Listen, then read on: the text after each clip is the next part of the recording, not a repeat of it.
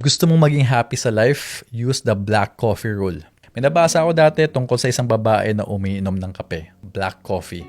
Walang milk, walang sugar, tapos may sinabi siya na tumatak talaga sa isip ko. I stopped adding sugar to things that were bitter. Akala ko tungkol lang sa kape. Hindi pala. Tungkol pala sa buhay. Sabi niya, karamihan sa mga tao ginagawa ang kabaliktaran.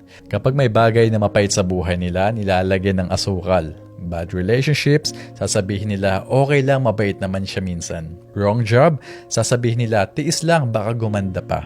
Friends na laging nakaka-drain, sasabihin nila ganyan lang talaga siya. Nilalagyan natin ng sugar yung mga bagay na hindi naman talaga dapat inotolerate. Yes, nagiging mas madaling lunukin, mas madaling inumin, pero tandaan mo to, drinkable doesn't mean good.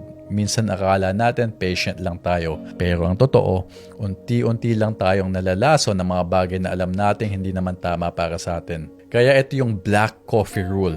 Taste things as they are. Kapag mapait, aminin mong mapait. At kung kailangan ibaba yung tasa, walk away. Kasi yung mga tamang bagay sa buhay mo, hindi mo kailangan lagyan ng sugar. Hindi mo kailangan pilitin. Hindi mo kailangan i-justify. They're already good enough as they are. So, stop adding sugar kung hindi naman kailangan patamisin ang isang bagay.